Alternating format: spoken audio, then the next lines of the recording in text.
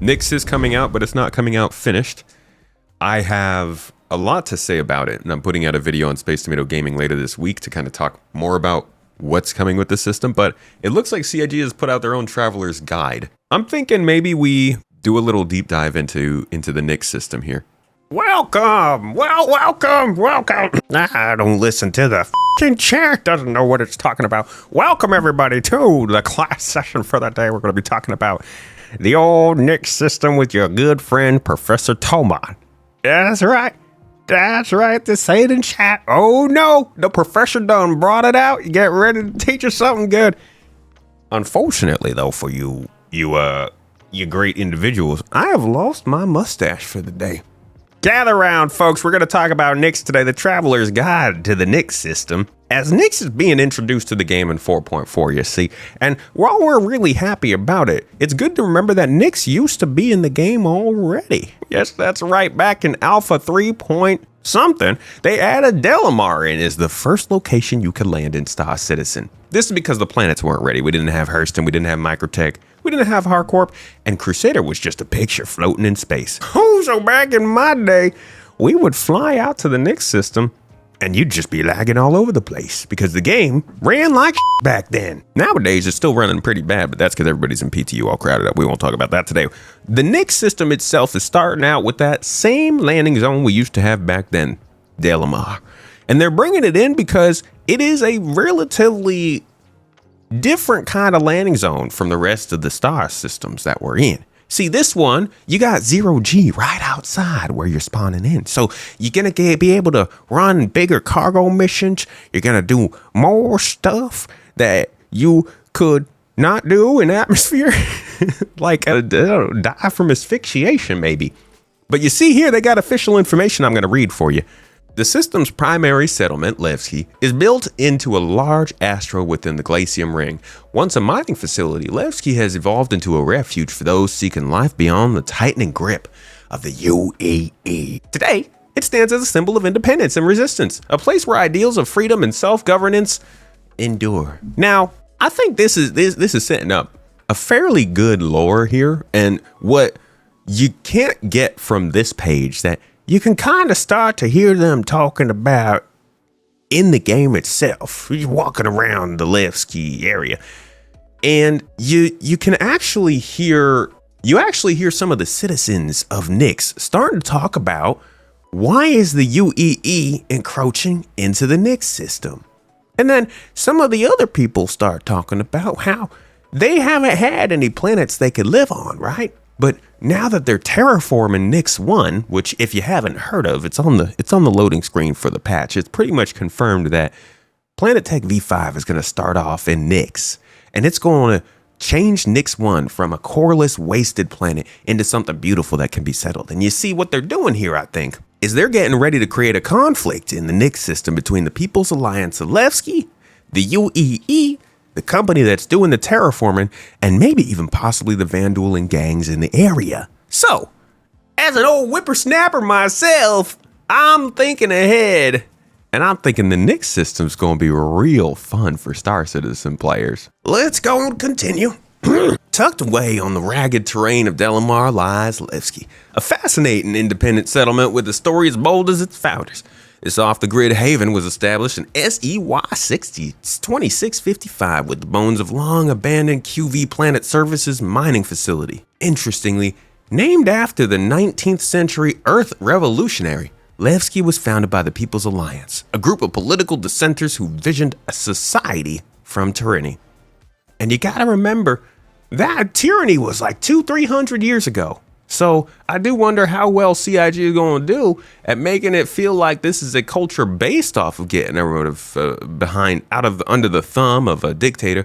But they've been free for quite a while. What happens from that?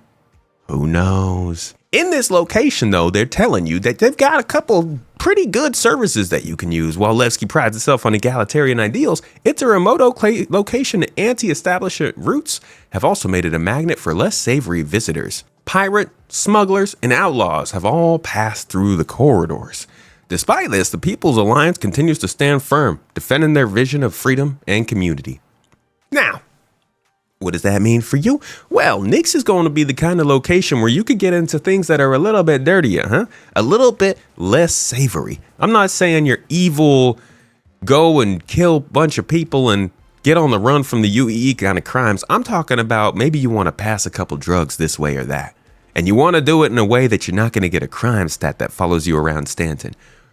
Pyro might be a little bit too dangerous. Let's be honest. Pyro's going to be pretty crazy when the game actually comes out. But Nix is kind of, it's aiming for middle of the park. It's not somewhere where you're just going to get murdered and nothing's going to happen. You're going to have reputation out here. You're going to have crime stats.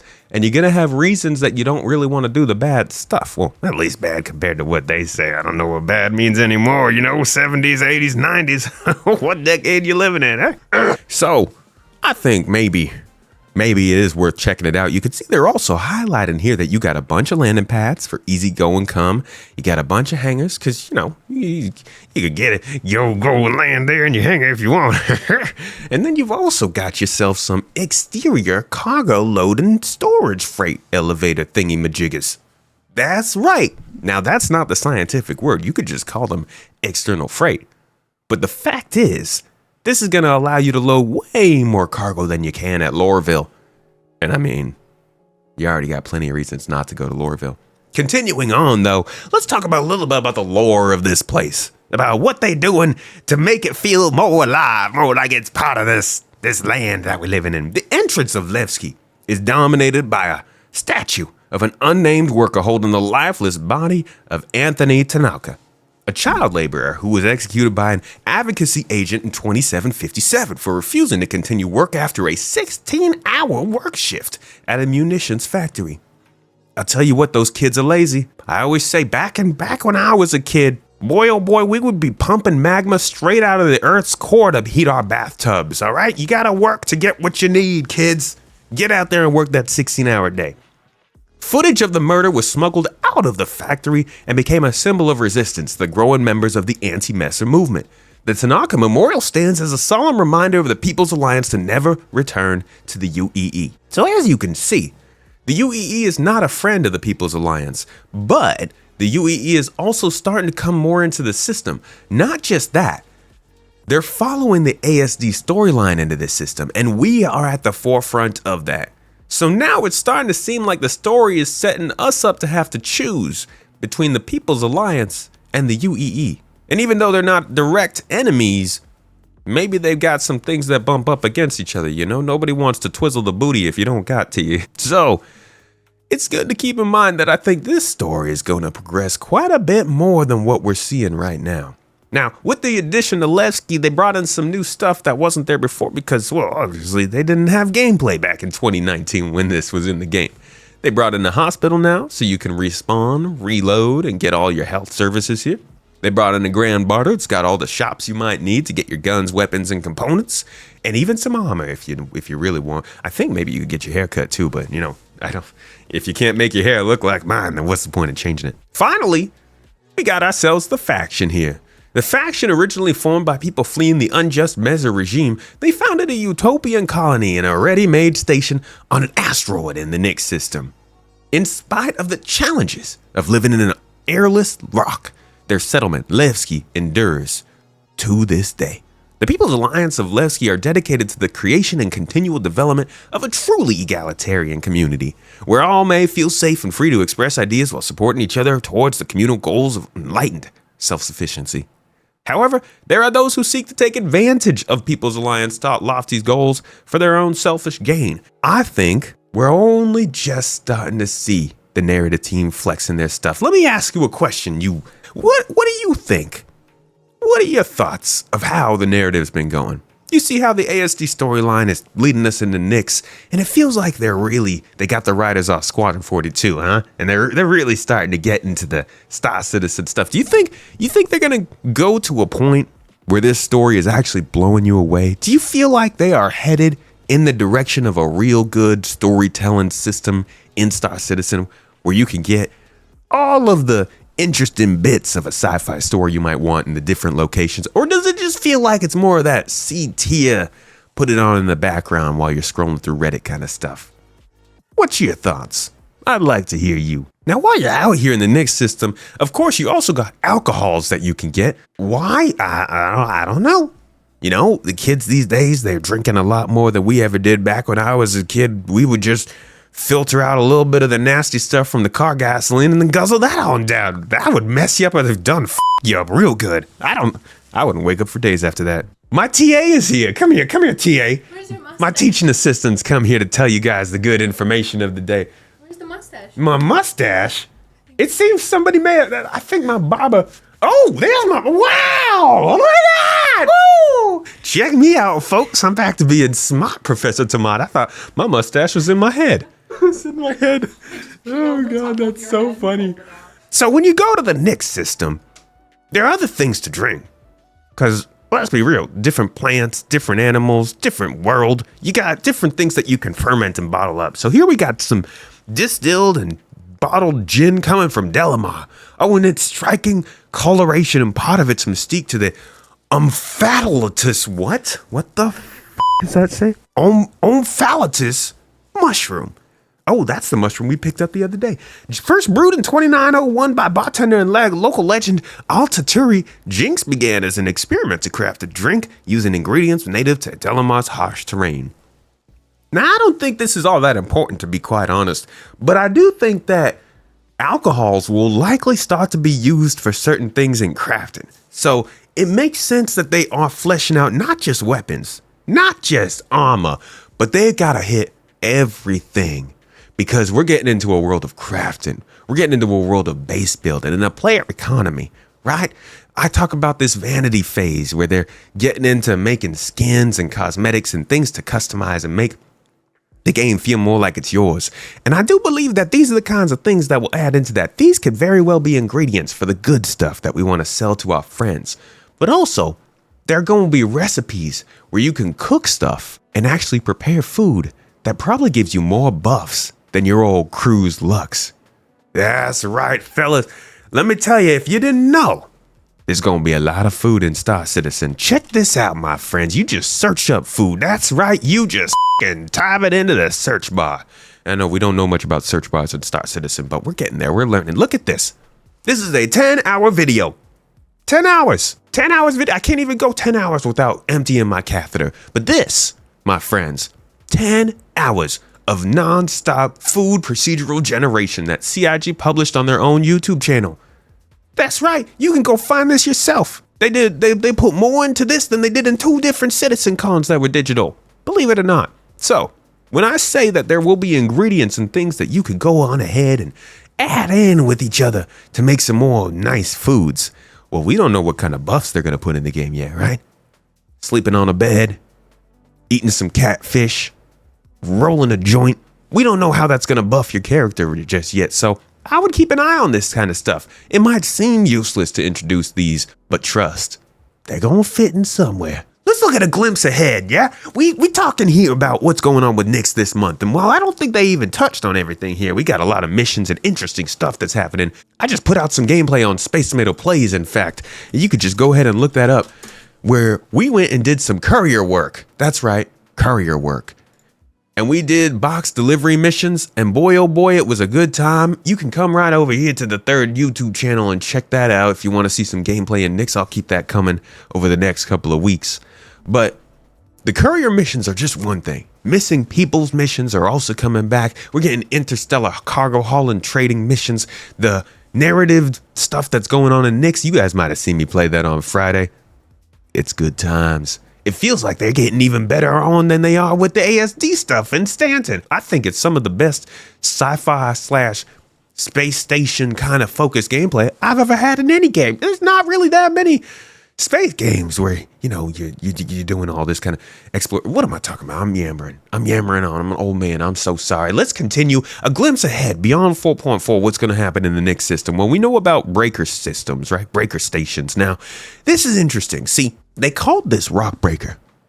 Yeah. And when they call it something like that, everybody thinks it's an event. Go back to Hathor. What do you call Hathor? Do you call it a line in mine? Because when people call it a line in mine, they think of a line in mine as a specific event you got to do in Star Citizen. But it's not, right? It's a location. It's a place that's just living there. And you can get different missions that take you there. You don't have to go and do the whole mining thing. You just go there. It's kind of like when you're coming here to my class. Yeah, kids, you get that, right? You come and you sit down in my class and you don't got to do all.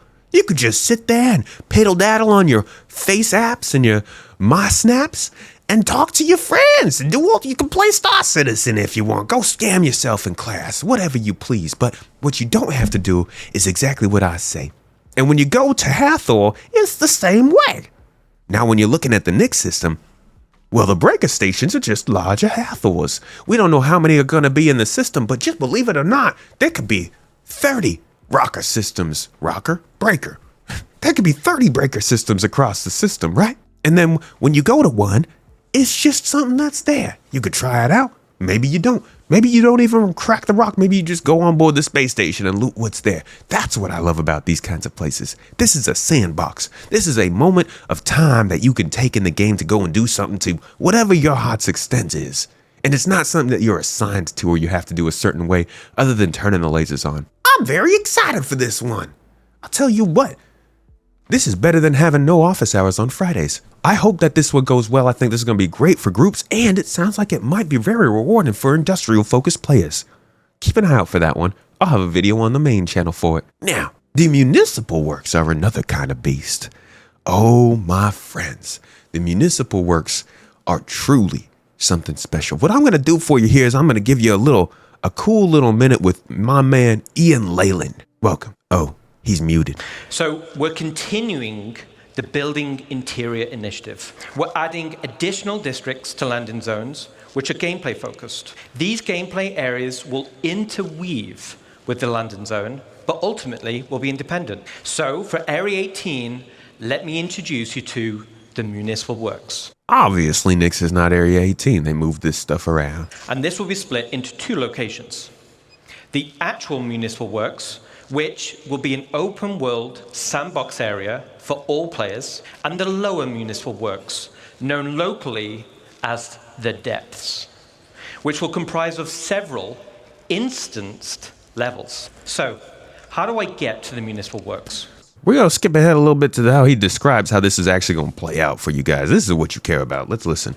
As an example, here's a map of Area 18 Central. And as I said, there'll be various access points throughout the landing zone, and some will be easier to access than others. These access points will lead to transit systems, taking you deep into the underbelly, eventually reaching the Municipal Works. And the Municipal Works will have spaces like maintenance, filtration, and the sewer network, which is what we're seeing We love sewers. here. It's a very exotic place. So To be clear, with agreeing with the comment in chat, I do absolutely believe this is not the only time we'll have this. This is an example. This is clearly an example of what they want to do with gameplay in landing zones. I don't think that it's going to be Municipal Works and that's it. How silly would that be, goddamn dang fool? Ah! down here, it's an open world sandbox for you and other players, very similar to contested zones in pyro stations. It's an area to do local missions like exploration, repair, or even pest control. But the main purpose is provide access to the depths, and these will be instanced areas. So, what is an instance area? And as the name says, it's a separate space for you and your group. But why do we want to do this? This gives us the ability to create tailored missions that will provide a mixture of content like combat or exploration or puzzle gameplay, and fundamentally allows us to design challenging, meaningful content. Let's say you're How does in it level work? B01. You're running a mission, you're having a great time with the curated content I just mentioned.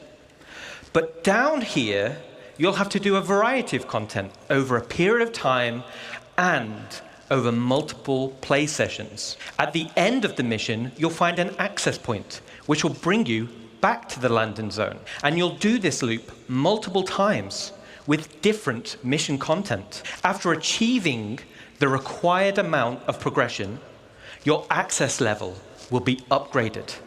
So this time, you head down the access point elevator, and now it takes you all the way down to level B02, and you continue on with your journey. Now this is your new area with different mission content, new rewards, and a new access point back to the LZ. The same as B01, you'll do this loop multiple times. And you guessed it, eventually you'll get access to level B03, and we continue deeper. With each level you unlock, you access new areas for new mission loops. You'll access new, more challenging, curated content and access better and better rewards. And this is what will form progression-based content. Now, I think obviously people are really considering this sounds very combat oriented. So I think they do need to be careful to make sure that there are scenarios here and there are full on sections of these maps, entire levels that are all dependent on just figuring out how the systems work, right? Do puzzles.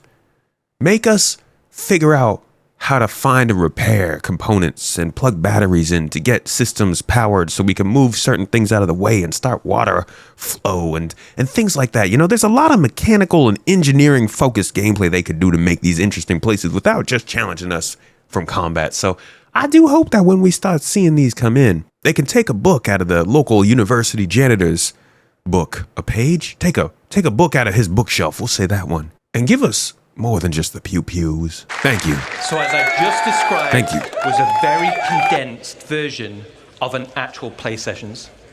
But this still describes the unique gameplay experience. Landing zone areas which will offer long-term gameplay progression. That's it right there.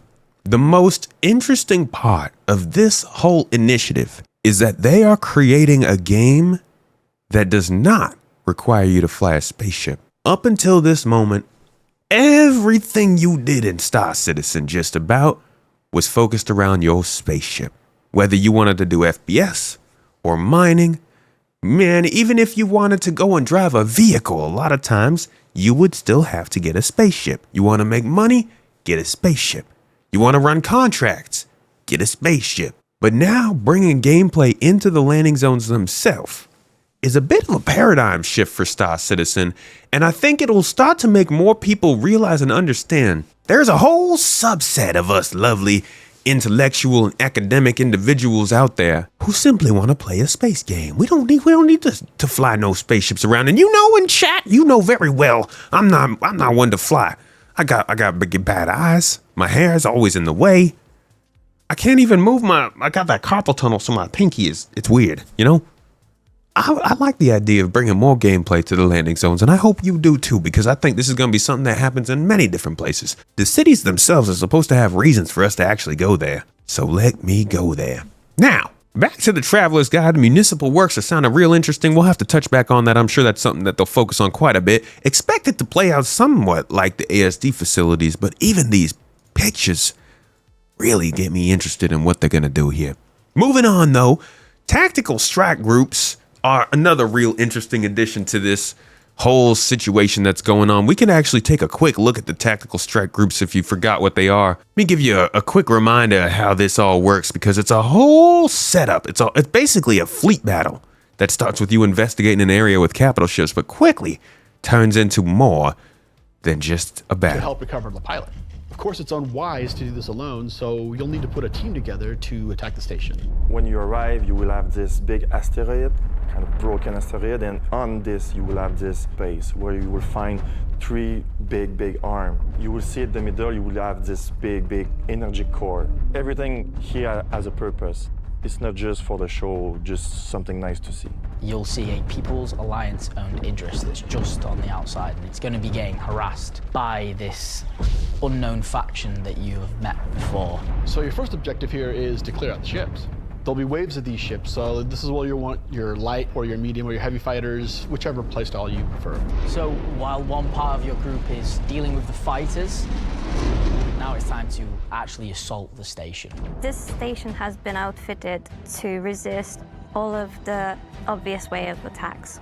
Somehow they've incorporated Vanduul capital ship killing turrets. These turrets ignore small fighters, and they have the firepower to destroy even the biggest capital ships. The Polaris Now, I'm interested in your opinion on this. I saw somebody very angry about this event. I think it's an interesting one that certainly encourages people to join up in fleets, take on different roles, consider their strategy, and not just jump in and fight, which is what we've basically been doing this whole time. So I appreciate that there are defenses and things that require certain types of attacks and, special guns that only attack capital ships and things like that. But I am interested in your thoughts because I haven't seen too many people talking about this. But I saw an individual who seemed right angry, just proper ravaged about the idea of these capital ship turrets, and felt maybe this was all cheap and it was all just a waste of effort. Another part that pointed out was later on down the line in this event, you do have to break open the space station and fly through to attack the core. Or you need to bring friends. And this actually seems to make people, I didn't realize this makes people unhappy. Seems to make people not very happy because it's so close to Star Wars, I guess. Is the idea is that there's no work going into this. I thought this was weird, but I want to dip my thermometer. Give me a barometer. Tell me what you guys are thinking. Anything that we could take from something like this. It's that CIG is out here trying to actually make content for groups. Holy crap. How long have we been waiting for that? Now, I know everybody will say everything's made for groups already, but it's not. Everything's easier in groups. Everything can be more fun in groups, but things don't pay out for groups. Things don't scale for groups. And I think, like Vasson said, the one thing this is really going to be difficult is if they do not get their social tools ready for people to be able to do all of this together in coordination. It's going to be tough. But between this, you got dropship pilots, fighter pilots, bombing pilots, heavy fighter pilots, capital ship pilots, FPS people. You got all kinds of things that you're going to need to have done in this here group. I got more to say about this, of course, but this is just one big part of Nyx that should be coming up next year. A lot of big stuff, a lot of things they're doing. Also, of course, they got their planets. Now, Nyx 1, as they say here, is a green yet uninhabitable world undergoing an experimental terraformation process. Nyx 1 may soon have an atmosphere that will let everyone breathe free. While their quality of life would improve substantially if they relocated to the uninhabitable planet, some members of the People's Alliance are worried that access to an abundance of resources will undermine the collectivist values. I also think there's going to be other people looking at this planet. It would be crazy to be living in this system and see Nyx 1 turning into what it's turning into and not think the UEE is going to come knock on your fucking door. I'll leave it at door. Can't talk like I do in front of my senior citizen class with you guys. Nyx 2, the air on Nyx 2 is sweltering, stifling, and extremely poisonous. A smog planet located in the system's green band. It has been impossible to terraform due to technological limitations. However, the unpleasant nature of the world does have one benefit. There may still be untapped wealth of resources waiting for those brave and industrious enough to claim for their own. Sounds like you won't be taking the Terrapin down there for exploration. One thing that I think they should do before they bring in Nyx 2 is figure out how to have toxicity in the game. We got radiation, which is good. We got distortion, which also helps. These are latent, sort of ambient effects that keep you from going certain places without the right equipment. But we need toxicity, my friends. That's right, the Terrapin, the Carrack. We got ships that are made to go into environments like this, and it would make a big difference for explorers and miners alike if they had to do something specific to make use of Nyx 2. All right, Nyx 3, my friends, furthest planet from the star at the center of the Nyx system. Nyx 3 is an ice giant with a stormy atmosphere. So not a gas giant, it's an ice giant. I guess that means we can land on it, right? So my friends, this is Nyx. Now, I'm going to drop you in on the doorstep of another place you can go to find out some more. Lore Guide to Nyx System. If we just look this up, we'll find the Lore Maker's Guide, put out by CIG themselves a total of 9 years ago, my friends. I'll link this one for you in the chat, but if you wanted to get some more lore and understanding, well, you got the narrative guy right here. The same guy who's writing all the stories, here to explain what's going on with this all to you firsthand. Formerly run by QV Planet Services on this planetoid that they basically just walked away from. It was cheaper basically to just leave it. And so they basically showed up there and took it over, got it back up and running again so it was habitable, and decided that this was where they were going to build their own egalitarian community that represented everything that the Messer regime was taking away. So all this, 15 minutes, it's up to you. Either way, I hope that this gave you a little bit more insight into the Nix system and what's coming up next. While they did talk about ride breaker systems, the municipal works, and the tactical strike groups and the planets here is stuff that's coming ahead for Nix, I think we can expect quite a bit more. If you look at what they did this year with Stanton, none of that was talked about the year before, except for a couple small things. Obviously, some things that have been shifted around and things like the snake and all that stuff. But the stuff that they are building for content now is coming out in different kinds of drops than they used to. And I believe that there will be some other things in the Nix system that keep people interested. We got new commodities already popping up. This has been your class. Thank you, students, for coming and joining Professor Tomat to talk about something else exciting and interesting for the day. Stay juicy, my friends.